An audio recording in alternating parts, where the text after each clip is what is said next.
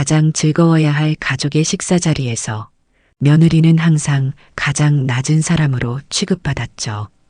하지만 오늘은 달랐어요. 가족이라는 이름 뒤에 숨은 그들이 말하는 격이라는 단어 앞에서 그녀는 자신의 진짜 이름을 알리기로 마음먹었고 웃음이 멈추는 순간 그녀를 시험하던 시간이 끝났죠. 이제는 값을 그녀가 매길 차례였습니다. 과연 이 며느리의 진짜 정체는 무엇일까요? 그리고 3년간 쌓인 모욕의 대가는 어떻게 치러질까요? 이야기를 시작하기 전 저에게 힘이 되는 구독과 좋아요를 부탁드립니다. 지금 영상을 어디서 보고 계신지 댓글도 남겨주세요. 구독자분들의 이야기도 들을 수 있는 그날을 기다리며 오늘의 사연을 시작하겠습니다. 새벽 5시 서울 한남동의 고급 아파트에서 조용히 일어나는 여자가 있었어요. 한서연 32살이죠. 서연은 시어머니와 남편이 자는 동안 혼자 일어나 병원에 갈 준비를 했어요. 간호조무사로 일하는 평범한 며느리였습니다. 그런데 서연의 손목에 반짝이는 시계 하나가 보였어요. 고급 시계인데 간호조무사 월급으로는 절대 살 수 없을 만한 거였죠. 누가 보면 간호사 뒤치다꺼리가 뭐 대단한 일인 줄 알겠구나. 빨리 준비하고 아침상 차려라. 서연은 아무 말 없이 고개만 끄덕였죠. 하지만 그녀의 눈빛에는 뭔가 다른 것이 숨어 있었어요. 이 집은 한남동에서도 손꼽히는 고급 아파트였습니다. 시어머니 오명자 씨는 60살 권위적이고 체면을 중시하는 분이었죠. 아들 준호는 37살 변호사로 잘나가는 법무법인에 다녔어요. 그런데 시골 출신인 며느리 서연은 글쎄요, 명자 씨 눈에는 영 못마땅해 보였나 봐요. 준호야, 엄마가 몇 번을 말했냐? 너 같은 변호사 집안에 간호조무사 며느리가 어울리냐고. 엄마, 또 그 얘기세요? 서연이는 순종적이고 조용해서 좋잖아요. 순종적이긴 시골에서 올라온 애가 뭘 안다고 다 그런 거지. 서연은 부엌에서 아침 준비를 하며 이 대화를 다 듣고 있었어요. 표정은 잔잔했지만 찻잔을 놓는 손에 힘이 들어갔죠. 사실 서연은 3년 전 결혼할 때부터 이런 대우를 받아왔어요. 시골 출신 간호조무사라는 꼬리표가 늘 따라다녔거든요. 병원으로 향하는 지하철 안에서 서연의 하루가 시작됐어요. 강남의 한 종합병원에서 그녀는 간호조무사로 환자들을 정성껏 돌봤어요. 동료들은 그녀를 정말 좋아했죠. 서연 언니, 오늘도 일찍 오셨네요. 항상 고마워요. 별 말씀을요. 환자분들이 편안하신 거 그게 제일 중요하죠. 서연은 환자 한 분 한 분에게 따뜻하게 말을 걸었어요. 특히 혼자 오신 어르신들께는 더욱 세심하게 신경을 써드렸죠. 아가씨, 고마워요. 우리 며느리도 당신 같았으면 좋을 텐데. 서연은 씁쓸하게 미소를 지었어요. 정작 자신은 시어머니께 며느리 대접을 제대로 받지 못하고 있었거든요. 점심시간 동료들과 함께하는 그녀의 모습은 참 자연스러웠죠. 하지만 가끔씩 휴대폰을 보며 깊은 생각에 잠기곤 했습니다. 휴대폰 화면에는 아버지라는 연락처가 보였지만 그녀는 전화를 걸지 않았어요. 뭔가 복잡한 사정이 있는 것 같았죠. 퇴근길 서연은 병원 로비에서 멈춰 섰어요. 벽면에 걸린 대형 사진이 보였거든요. 한국의료재단 이사장 한기석. 70살 정도 되어 보이는 카리스마 있는 남성의 사진이었어요. 서연은 그 사진을 오랫동안 바라봤죠. 아버지, 뭐라고요? 아버지라고 했나요? 서연은 주변을 둘러보며 서둘러 발걸음을 옮겼어요. 마치 누군가가 들을까봐 걱정하는 것 같았어요. 집으로 돌아가는 택시 안에서 그녀는 창밖을 바라보며 혼잣말을 했어요. 이제 3년이 다 되어 가는구나. 3년? 무슨 3년을 말하는 걸까요? 집에 도착하고 현관문을 열자마자 시어머니의 목소리가 들렸어요. 넌 뭐 하다가 이제 들어와? 조무사가 무슨 일이 그렇게 많아서 야근을 자주 하는 거냐? 환자분이 많으셔서 조금 늦었어요. 환자는 네가 치료하니 그런 것도 아니면서 무슨 돈을 그리 많이 번다고. 준호 변호사비에 비하면 용돈이지, 용돈. 서연은 가만히 듣고만 있었어요. 하지만 무언가 결심을 다지는 듯한 표정이었죠. 저녁 식사 자리에서도 마찬가지였어요. 서연아, 우리 친구들 만날 때 네 직업 얘기 좀 안 했으면 좋겠어. 왜요? 그냥 변호사 부인이 간호조무사라니까 좀 어색하잖아. 서연은 젓가락을 놓았어요. 처음으로 남편을 똑바로 쳐다봤죠. 제 직업이 부끄러운 거예요? 그런 게 아니라 아니긴 뭐가 아니야. 우리 집안 체면이 있는데. 그 순간 서연의 눈빛이 달라졌어요. 이제까지와는 완전히 다른 기운이 느껴졌죠. 그날 밤 서연은 자신의 방에서 오래된 사진 한 장을 꺼내봤어요. 어린 서연과 한 남성이 함께 찍은 사진이었죠. 그 남성은 병원 로비에서 본 바로 그 이사장 한기석이었죠. 서연은 휴대폰을 들어 아버지에게 메시지를 보내려다가 다시 내려놓았어요. 아직 때가 아니야. 하지만 생각과는 달리 서연의 표정에서는 다른 의지가 보였습니다. 창밖으로 한남동의 야경이 반짝였어요. 고급 아파트들 사이로 불빛들이 흘러갔죠. 그런데 이때까지만 해도 그녀는 몰랐어요. 모든 것을 바꿀 그 사건이 일어나리라는 것을. 그렇게 며칠 뒤 예상치 못한 일이 일어났어요. 추석이 다가왔고 시댁 친척들이 모두 모이는 날이었죠. 서연은 새벽부터 일어나 음식 준비에 매달렸어요. 서연아, 너는 그냥 간단한 나물이나 무쳐. 중요한 건 우리가 할 테니까. 시어머니는 서연을 아예 주방에서 밀어내려 했어요. 마치 격이 다른 일은 맡길 수 없다는 듯이요. 오후가 되자 친척들이 하나둘 모여들었어요. 큰아버지, 작은아버지 내외분, 그리고 시누이까지. 명자 씨는 친척들 앞에서 더욱 당당해졌어요. 우리 준호가 회사에서 얼마나 잘 나가는지 아시죠? 중요한 대형 사건들을 전부 맡아서 하고 있어요.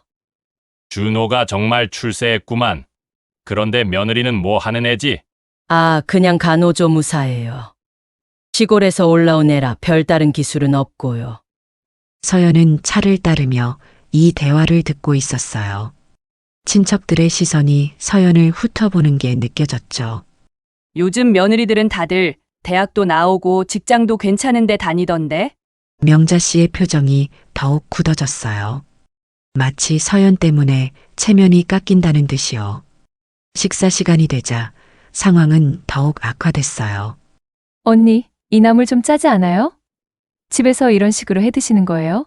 그러게 말이야, 손맛이라는 게 있어야 하는데. 서연은 아무 말 없이 고개만 끄덕였어요.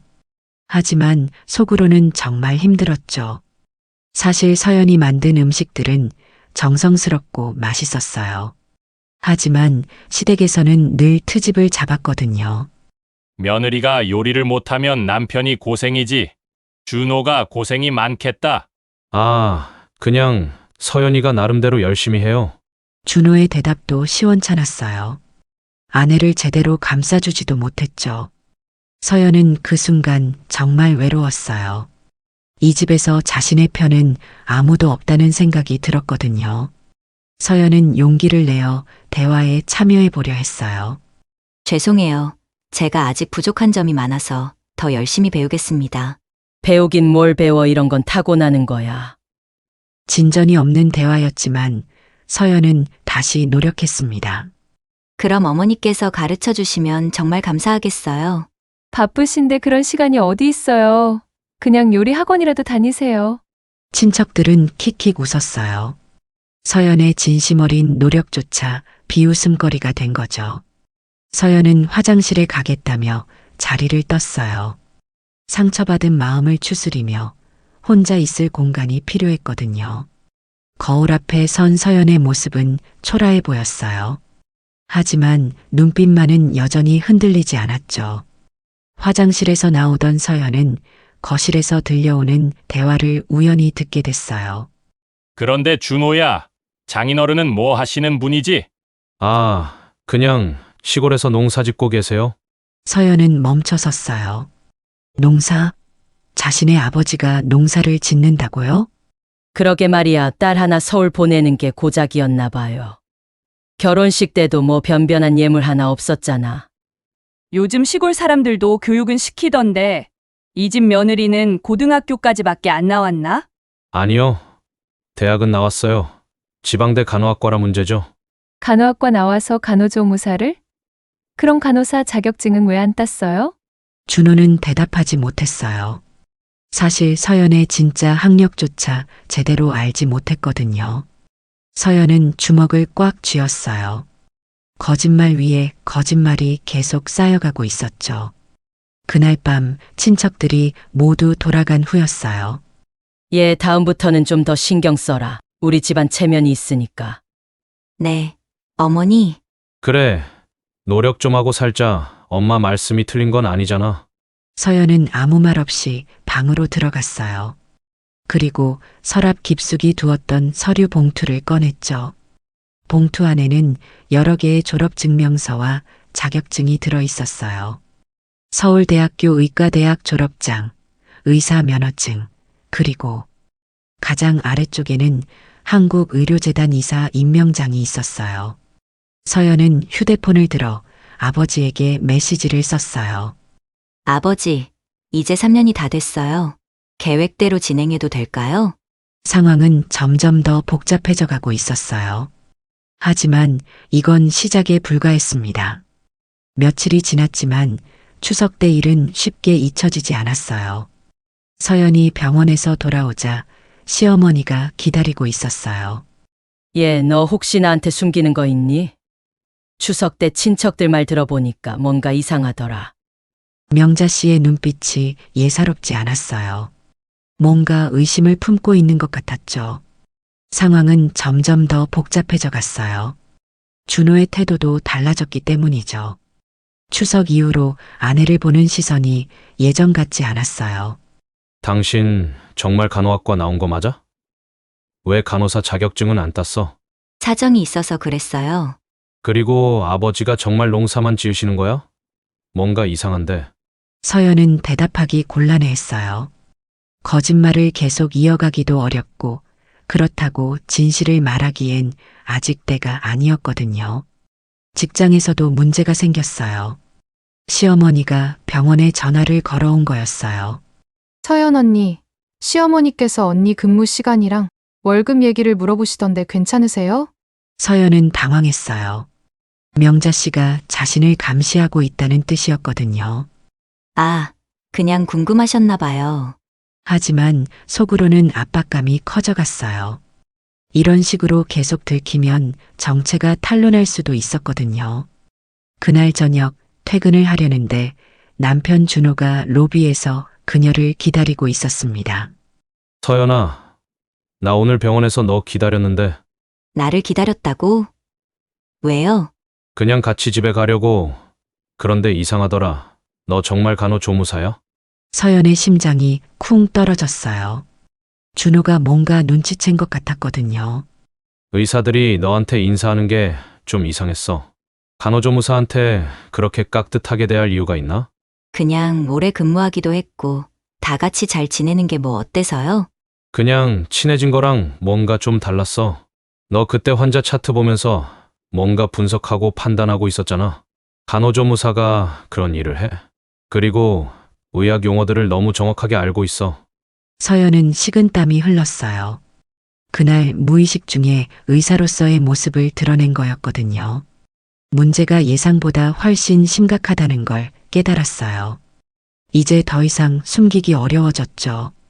며칠이 지나 어느 날 저녁 서연이 퇴근길에서 큰일이 일어났어요.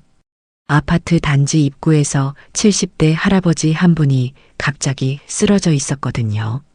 주변 사람들은 어찌할 바를 몰라 하고 있었어요.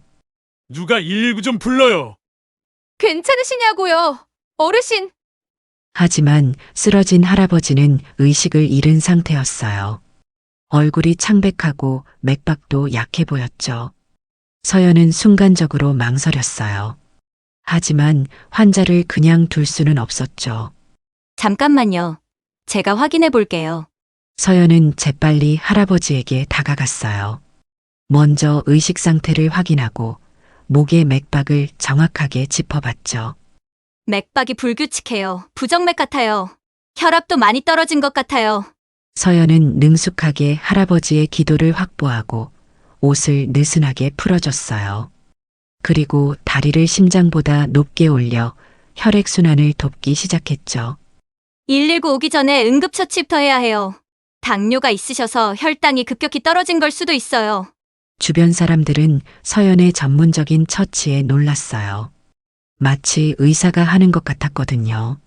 어머, 이분이 의사세요? 아니에요. 그냥 병원에서 일해서요.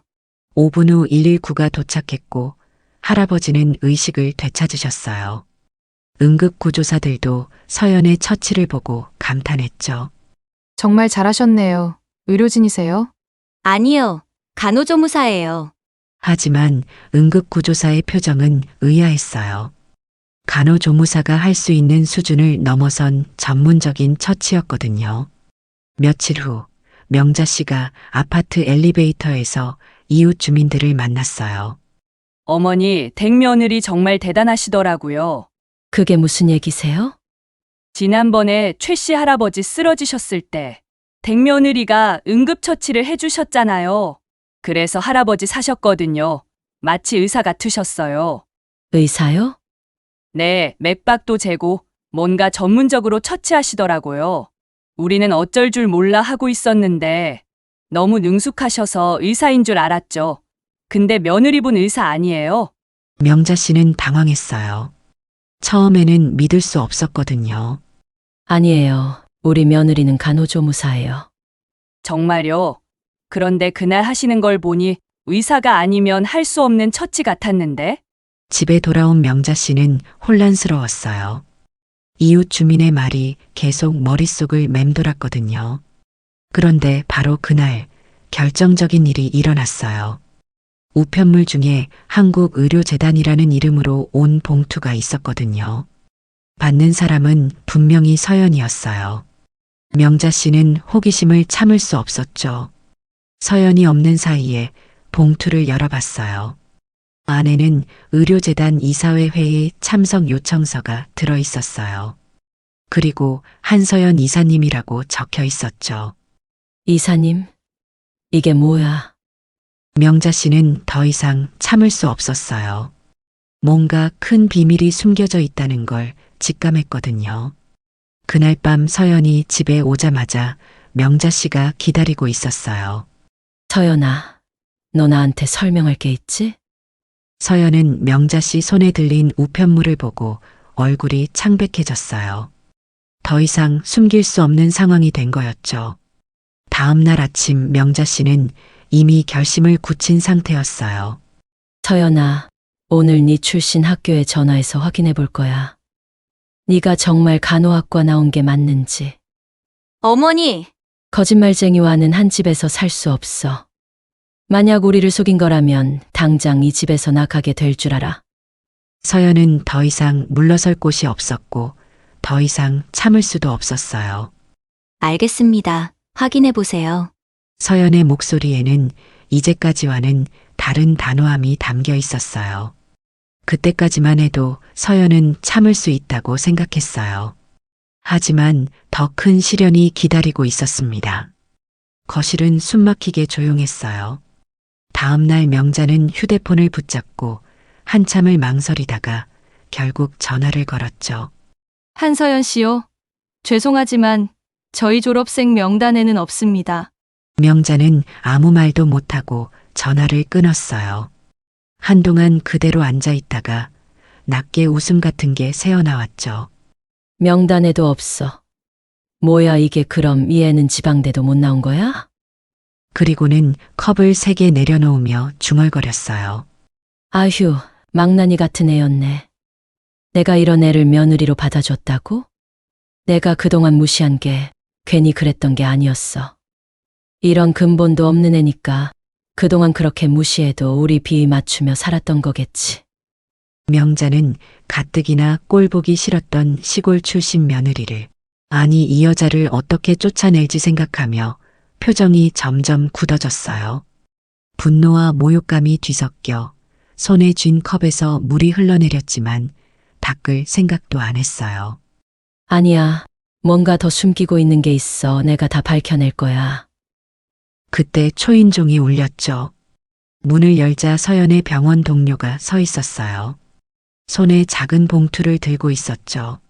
안녕하세요. 퇴근길에 서연 언니한테 전할 게 있어서 찾아왔습니다.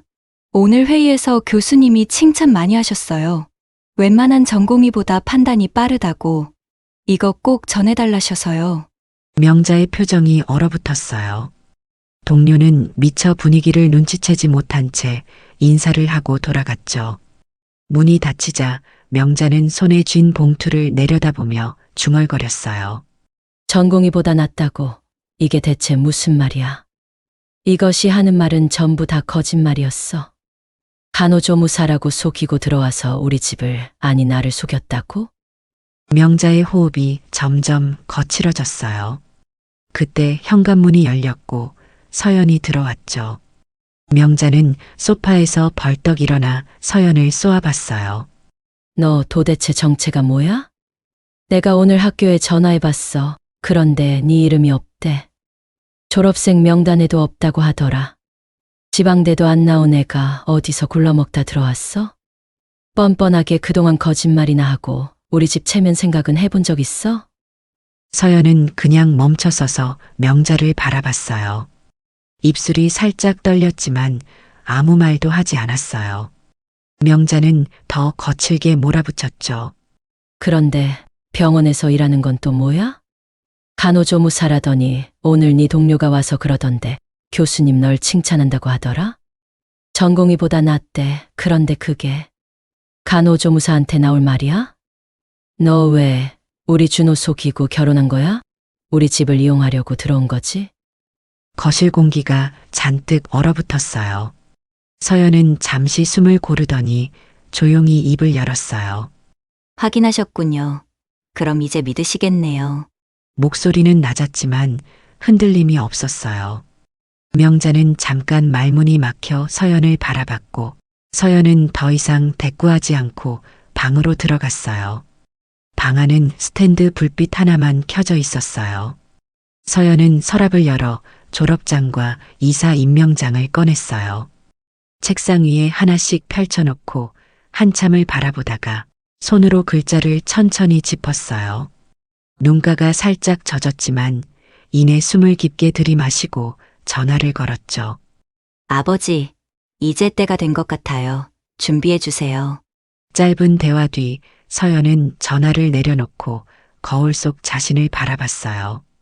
눈빛은 더 단단해져 있었어요.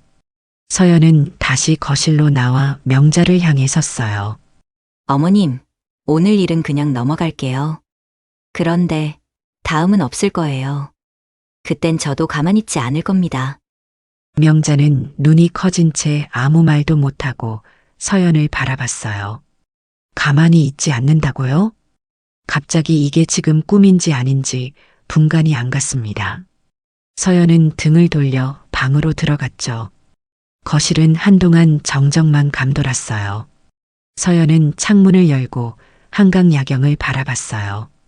한남동 불빛이 반짝이며 흔들렸죠. 입가에 옅은 미소가 번졌어요. 3년 동안 참았는데 이제 이렇게 끝이 보여요. 누가 마지막에 웃을지 서연은 알고 있었죠. 퇴근 후에 옷을 갈아입고 나온 서연이 저녁을 위해 부엌에서 국을 덜고 반찬을 정갈하게 놓고 있었어요. 동작은 차분했지만 눈빛은 굳어 있었죠. 분명 시어머니에게 오늘까지만 참겠다고 했으니 그냥 밥만 잘 먹고 조용히 자리를 마쳤으면 되는 시간이었죠. 명자에게, 아니 이 집안에게는 그게 마지막 기회였어요. 그릇을 식탁에 하나씩 놓을 때마다 서연의 숨이 길게 뱉어졌습니다. 마지막으로 수저를 내려놓고 서연이 말했어요. 나오셔서 식사하세요. 그러나 거실은 숨막히게 조용했어요. 익숙한 그 정적 속에서 서연은 한 번 더 길게 숨을 내쉬었습니다. 잠시 후 명자가 거실에서 걸어 나왔어요. 분명히 조용히 넘어가자고 했지만 서연과 눈이 마주친 순간 명자는 젓가락을 식탁에 던지듯 내려놓으며 말했습니다. 너 도대체 뭐야? 그 말이 칼처럼 박혔어요. 3년간 쌓아온 인내가 균열이 가는 소리가 들렸죠. 명자의 눈빛은 차갑게 빛났고 서연의 가슴은 서서히 타오르기 시작했습니다. 3년 동안 우리를 속였어. 감히 이 집에 들어와 앉아 있었다고? 명자의 말은 점점 더 거칠어졌습니다. 너 같은 애가 우리 집 며느리라니 기가 막히는구나. 대접해준 게 다 수치야. 명자의 모진 말은 계속되었어요. 우리 준호까지 속이고 나까지 속이고. 네 아버지 얼굴 떠올리면 아직도 화가 나. 명자의 말 하나하나가 귀에 박혔어요. 이상하게도 눈물이 나기보다 가슴이 더 차가워졌죠. 이제는 물러설 이유가 없었어요. 서연의 남편 준호는 옆에서 아무 말 없이 젓가락을 내려놓고 술잔을 기울였습니다. 시선은 바닥으로 떨어져 있었어요. 손끝이 하얗게 질리도록 술잔을 쥐고 있었죠. 그는 놀라지도 않았어요. 아마 이미 알고 있었는지도 모르겠어요. 지금 이런 상황에서도 끝까지 무슨 일인지 묻지 않았죠. 그게 편했으니까요. 서연은 준호를 흘끗 보았지만 역시 그는 끝내 아무 말도 하지 않았어요. 서연에게는 그 침묵이 오히려 대답 같았습니다. 시어머니의 말을 듣던 서연은 젓가락을 3개 내려놓았어요. 그 소리가 식탁 위에 크게 울렸어요.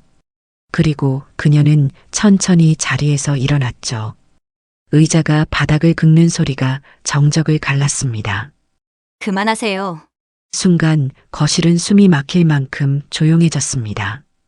흥분해서 소리치던 명자도 침묵으로 일관하던 준호도 무언가를 느낀 듯 동시에 서연을 바라봤어요. 어머님이 온갖 구박을 하던 며느리가 어떤 사람인지 그렇게 궁금하시다면 알려드려야죠. 그녀의 심장은 빠르게 뛰었지만 목소리는 단단했어요. 오늘은 물러서지 않을 거였으니까요. 서연은 그렇게 단단한 경고를 하고 방으로 들어갔습니다. 명자와 준호는 그저 멍하니 서연을 바라보고 있었어요.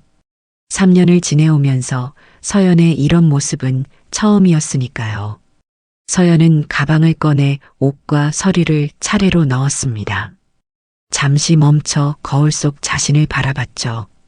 얼굴엔 흔들림이 없었고 눈빛은 단단했습니다. 그래, 이 정도 했으면 된 거야. 오늘로 모든 걸 끝내자. 아버지도 이해해 주실 거야. 서연은 가방을 잠그고 자신의 방을 한참 둘러봤습니다. 3년간 지나온 모든 순간들이 파노라마처럼 지나가는 듯 했어요. 나오기 전 불을 끈 방 안은 완전히 어두워졌고 서연은 가방을 들고 천천히 거실로 나왔어요. 모두가 앉아있는 식탁을 스쳐 지나며 잠시 멈췄죠. 명자와 준호를 향해 그녀는 차가운 눈빛으로 말했습니다. 이제 시작이에요. 명자의 눈썹이 미세하게 떨렸어요. 입을 열려다 말고 손만 무릎 위에서 움켜쥐었습니다. 준호는 숨을 들이마시고 서연을 붙잡으려다 멈췄어요. 손끝이 허공에서 머뭇거리다 결국 내려앉았습니다. 서연은 그 모습을 확인한 듯 고개를 한번 끄덕이고 현관으로 향했어요. 걸음은 느렸지만 단단했어요. 신발을 신고 가방끈을 고쳐진 그녀는 현관문을 힘있게 닫았습니다. 문 닫히는 소리가 집안 전체에 울려 퍼졌습니다. 명자는 당황과 분노가 동시에 치밀어 올랐어요. 그녀는 입술을 깨물며 서연이 나간 문을 노려봤죠. 지금까지 한 구박이 오히려 부족하게 느껴질 정도였습니다. 준호는 고개를 숙인 채 손을 꼭 쥐었어요. 복도에는 서연의 그림자가 길게 드리워졌습니다. 그림자를 밟으며 앞으로 걸어나가는 서연은 이제 드디어 진짜 자신으로 돌아가고 있었죠. 이제 내가 만든 판에서 시작할 거예요. 멈추는 건 이 집이 되겠죠. 다음 날 아침 준호의 법무법인에 비상이 걸렸어요. 대표님, 큰일 났습니다. 한국 메디칼 그룹에서 계약 철회 통보가 왔어요. 뭐라고? 한국 메디칼 그룹이? 준호는 당황했어요. 한국 메디칼 그룹은 국내 최대 의료재단이자 제약회사였거든요. 그들과의 계약은 법무법인의 핵심 수익원이었어요. 그것만이 아니에요. 다른 기업들도 연달아 계약 해지 통보를 보내고 있어요. 도대체 무슨 일인지 모르겠습니다. 준호의 얼굴이 창백해졌어요. 하루아침에 주요 고객들이 등을 돌린 거였죠. 그때 휴대폰이 울렸어요. 준호는 서연에게서 온 메시지를 읽었습니다. 오늘 오후 3시 한국 메디칼 그룹 본사로 오세요. 어머니와 함께요. 도대체 뭐야 이게? 준호는 곧바로 서연에게 전화를 걸었지만 연결되지 않았습니다. 한편 서연은 한국 메디칼 그룹 본사 회장실에 앉아 있었어요. 정장을 말끔히 차려입은 모습은 3년간 봐온 소극적인 며느리와는 완전히 달랐죠. 서연아, 정말 3년 동안 고생 많았다. 70대의 카리스마 있는 남성, 한기석 회장이 딸을 바라보며 말했어요. 아버지, 이제 충분히 파악했어요. 그들이 어떤 사람들인지, 그리고 우리 회사에 어떤 해를 끼쳤는지도요. 서연은 책상 위에 두꺼운 파일을 올려놓았어요. 박준호의 법무법인이 3년 전 우리 신약 특허 소송에서 상대편을 도운 증거들이에요. 내부 기밀을 빼돌린 것까지 다 여기 있어요. 한기석 회장의 눈빛이 차갑게 변했어요. 그래서 네가 그 집에 들어간 거구나. 위험한 일이었는데. 위험하지 않았어요. 오히려 그들의 진짜 모습을 볼 수 있어서 좋았어요. 사람을 겉모습으로만 판단하고 돈과 지위로만 사람의 가치를 매기는 사람들이라는 거요. 서연의 목소리에는 3년간 쌓인 감정이 담겨 있었어요.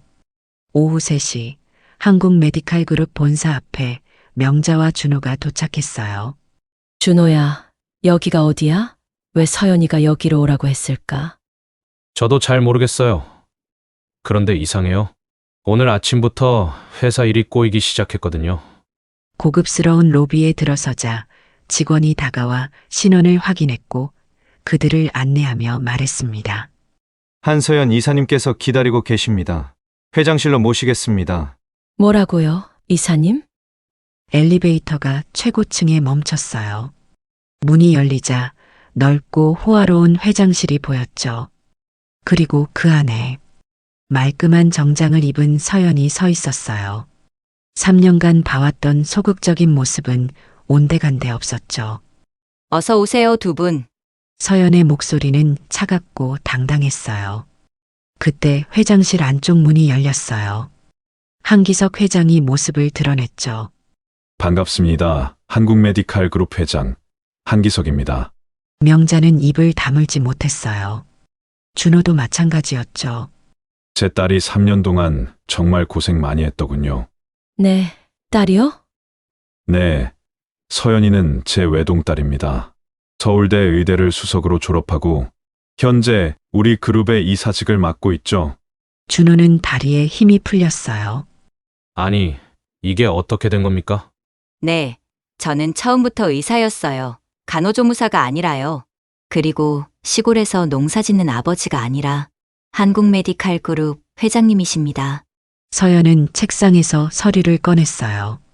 그리고 이것은 박준호 변호사와 그의 법무법인이 3년 전 우리 회사 기밀을 빼돌려 경쟁사에 넘긴 증거들입니다. 준호의 얼굴이 하얗게 질렸어요. 서연아, 그건 오해야. 오해가 아니에요. 여기 다 있어요. 당신이 내부 정보를 어떻게 빼돌렸는지, 얼마를 받았는지 모든 증거가요. 한기석 회장이 차갑게 말했어요. 원래는 바로 법적으로 처리할 생각이었습니다. 하지만 딸이 직접 확인해보고 싶다고 해서 3년을 기다렸죠. 그럼 서연이가 우리 집에 온 이유가? 네, 맞아요. 당신들이 어떤 사람들인지, 그리고 정말로 뉘우치는 마음이 있는지 확인하고 싶었습니다. 서연은 준호를 똑바로 바라봤어요. 처음에는 준호 씨 당신을 정말 사랑할 수도 있을 거라고 생각했어요. 하지만 시간이 지나면 지날수록 제 바램은 무너지고 있었고 어제 확실해졌어요. 당신들은 변하지 않는다는 걸. 명자는 무릎에 힘이 풀려 주저앉을 뻔했어요. 그럼 내가 지금까지 네. 한국 최고 재벌가의 딸에게 그런 말들을 하신 거예요. 자신보다 약하다고 생각하는 존재를 가족임에도 불구하고 온갖 모욕을 하신 거였죠. 서연은 아버지를 바라봤어요. 아버지, 결정하셨나요? 아버지는 서연이 네 선택에 따르겠다. 법정에서 만날지 아니면 어떻게 하고 싶은 거니? 한기석 회장의 말이 끝나자 긴장감이 흘렀어요. 서연은 천천히 준호와 명자를 바라봤어요. 그들의 운명은 이제 서연의 손에 달려 있었죠. 마지막으로 한 가지만 묻겠어요. 정말로 후회하시나요? 거대한 회장실의 정적이 흘렀어요. 3년 동안 그들이 끊임없이 말해왔던 격이라는 것. 그 격 앞에서 서연은 항상 가장 낮은 사람으로 취급받았죠. 하지만 이제 진짜 격이 무엇인지 확인할 순간이 왔어요. 그동안 그들이 말하던 격이라는 것이 정말 어떤 것인지를 확인하는 모든 것이 이 순간으로 모여들고 있었습니다. 서연의 질문에 잠깐의 정적이 흘렀어요. 그러나 곧 명자가 입을 열었죠. 후회. 우리가 뭘 후회해? 네가 우리를 속인 거잖아. 명자의 목소리는 떨렸지만 여전히 쓸데없는 자존심으로 가득했어요. 3년 동안 우리를 바보로 만든 건 너야. 처음부터 진실을 말했으면 이런 일이 있었겠어? 준호도 고개를 들었어요. 서연아, 우리도 피해자야. 네가 정체를 숨기고 결혼한 거잖아. 우리가 어떻게 알 수 있었겠어? 서연의 눈빛이 서서히 차갑게 변해갔어요. 만약 네가 처음부터 말했다면 우리도 다르게 대했을 거야. 서연은 잠시 눈을 감았어요. 마지막 희망마저 산산조각이 나는 소리가 들렸거든요. 그렇게 나오시는군요. 그럼 어떻게 나와? 우리가 잘못한 게 뭐가 있어? 네가 거짓말쟁이였던 거지.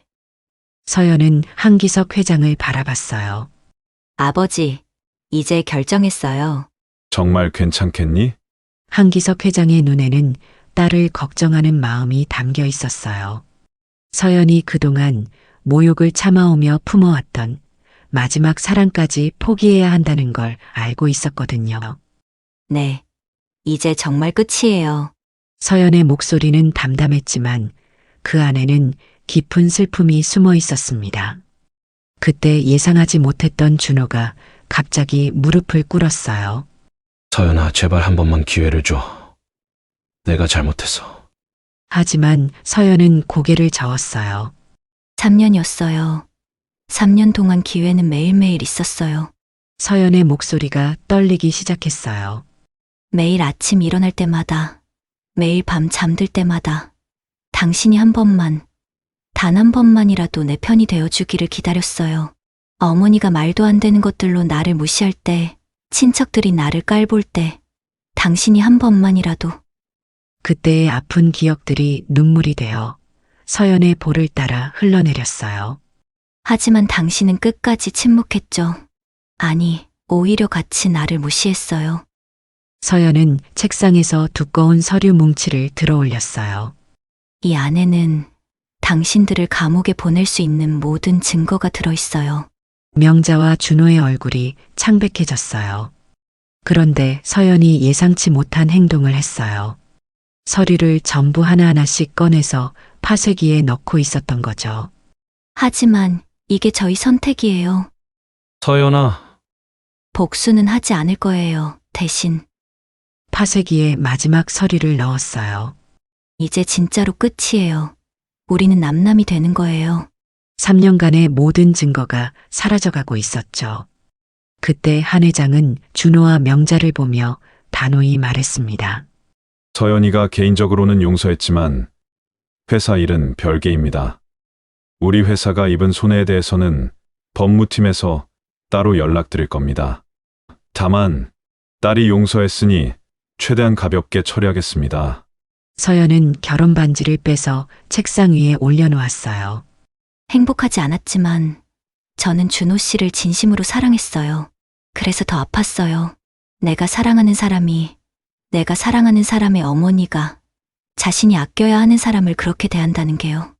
명자는 아무 말도 할 수 없었어요. 처음으로 자신이 한 일의 무게를 느끼고 있었거든요. 하지만 이제 알았어요. 당신들이 말하는 격이 뭔지를요. 서연은 천천히 문 쪽으로 걸어갔어요. 진짜 격은 돈이나 지위가 아니에요. 사람을 어떻게 대하느냐였어요. 서연이 문 손잡이에 손을 올렸을 때 뒤에서 목소리가 들렸어요. 서연아, 미안하다. 서연은 돌아보지 않았어요. 아니요. 이제 너무 늦었어요.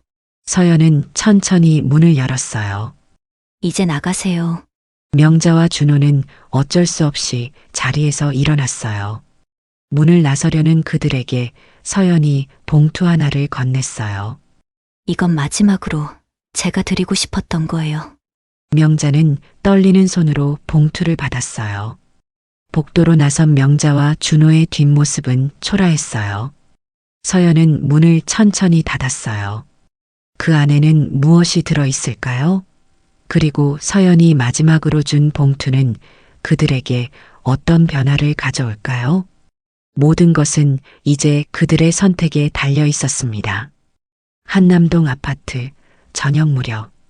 명자와 준호는 말없이 집에 돌아왔어요.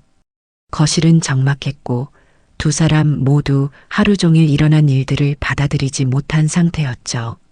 명자는 소파에 주저앉아 서연이 준 봉투를 바라봤어요. 손이 떨려서 좀처럼 열지 못했어요. 엄마, 열어보세요. 무서워. 뭐가 들어있을지. 준호가 조심스럽게 봉투를 열었어요. 안에서 작은 사진 한 장이 나왔죠.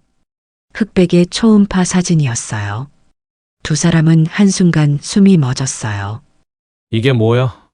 초음파 사진 뒷면에는 서연의 글씨로 적혀 있었어요. 8주차 2023년 10월 15일 우리 아기와의 첫 만남. 명자의 손에서 사진이 떨어졌어요. 임신했었다고? 8주면 2개월이잖아. 그럼 추석 때도 이미. 명자는 얼굴이 새하얗게 변했어요. 추석날 자신이 서연에게 한 말들이 떠올랐거든요. 내가 임신한 며느리한테 어떻게? 준호도 마찬가지였어요. 아내가 임신 2개월이었을 때 자신은 아내를 감싸주기는커녕 오히려 구박하는 어머니 편에 섰던 거였어요. 서연이가 왜 말 안 했을까? 그때 명자가 사진을 다시 집어들었어요. 뒷면에 더 작은 글씨가 있었거든요. 어머니께서 행복해 하실 것 같아서 깜짝 선물로 준비하고 있었어요. 하지만 이제는 혼자 잘 키울 거예요. 걱정하지 마세요. 명자는 그 순간 무너져 내렸어요. 내가 너한테 무슨 짓을 한 거니? 며칠이 지났어요. 명자는 초음파 사진을 들고 서연의 병원을 찾아갔어요. 하지만 서연은 이미 사직한 후였어요. 서연 언니는 며칠 전에 그만뒀어요. 개인적인 사정이 있다고 하시더라고요. 그럼 연락처라도. 죄송해요. 따로 남기지 않으셨어요. 명자는 병원 로비에 앉아 울었어요. 그동안 자신이 얼마나 못된 시어머니였는지 이제서야 깨달았거든요. 준호 역시 회사에서도 제대로 일을 못했어요. 동료들이 물어봐도 대답할 수가 없었죠. 어느 날 저녁 준호가 집에 들어오니 명자가 서연의 방을 정리하고 있었어요. 엄마, 뭐 하세요? 서연이 물건들 그냥 둘 수가 없어서. 서연의 옷장에서 작은 베넷 저고리와 아기용품들이 나왔어요. 아직 쓰지도 못한 태그가 달린 채로요. 명자는 그 작은 옷들을 만지며 깨달았어요. 서연이 혼자서 이런 것들을 하나씩 사면서 얼마나 행복한 가정을 꿈꿨을까요? 언젠가는 시어머니와 남편이 돌아와 줄 거라는 혼자만의 기대를 품으면서요. 두 사람은 말없이 그 옷을 바라봤어요. 서연의 외로웠던 혼자만의 희망을 자신들이 무참히 짓밟았다는 생각에 무너졌습니다. 준호야, 우리가 정말 못되게 굴었구나. 네, 저도 이제 알겠어요. 6개월 후 한국 메디칼 그룹에서는 조용한 소식이 들려왔어요. 한서연 이사가 개인적 사정으로 모든 업무를 중단하고 휴식에 들어간다는 것이었죠. 사실 서연은 국내 한 의료기관에서 임산부와 소아과 환자들을 조용히 돌보고 있었어요. 출산 후 서연은 정말 모든 것을 내려놓았어요. 회사 일도 사회적 활동도 모두 멈추고 오직 아이에게만 최선을 다했죠. 명자와 준호도 각각 변화했어요. 명자는 복지관에서 자원봉사를, 준호는 법무법인에서 어려운 사람들을 도와주는 변호사로 활동하기 시작했어요. 서연이가 가르쳐 준 것 같아요. 진짜 격이 뭔지를요. 그런데 준호는 아무래도 궁금했어요. 자신의 아이가 어떻게 지내는지, 서연은 잘 있는지. 어느 날 준호는 용기를 내어 한기석 회장에게 연락했어요. 갑자기 연락을 드려 죄송합니다. 회장님, 서연이와 아이는 잘 있나요? 출산은 둘 다 건강하게 잘했고, 그리고 누구보다 잘 키울 걸세. 그러니 이제 그만하지. 괜한 미련은 서로에게 좋지 않으니 말이야. 그 짧은 대화로 모든 게 끝났어요. 준호도 더 이상 묻지 않았죠. 그로부터 1년 후, 명자는 동네 복지관에서 자원봉사를 하고 있었어요. 혼자 사는 어르신들을 돌보는 일과 미혼모 가정의 아이를 돌봐주는 일을 했죠. 며느리가 참 좋은 사람이었나 보네요.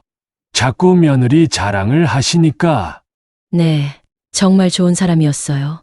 제가 몰라봤을 뿐이죠.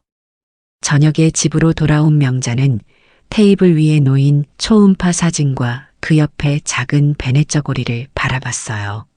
서연아 고마워. 정말로.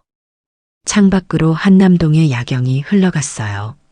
그 불빛들 사이로 누군가의 웃음소리가 들려오는 것 같았어요. 따뜻하고 포근한 진짜 가족의 웃음소리가요. 가장 즐거워야 할 가족의 식사 자리에서 그녀는 항상 가장 낮은 사람으로 취급받았었죠. 하지만 진짜 격은 다른 곳에 있었어요. 돈도 지위도 출신도 아니었어요. 사람을 어떻게 대하는지 그것이 진짜 격이었죠. 그리고 그녀는 마지막까지 그 격을 지켜냈어요. 떠나는 순간까지도 따뜻한 마음으로요. 진정한 품격은 이런 서연의 마음이 아닐까요? 여러분의 사연도 함께하는 그날을 위해 구독과 좋아요를 눌러주세요. 감사합니다.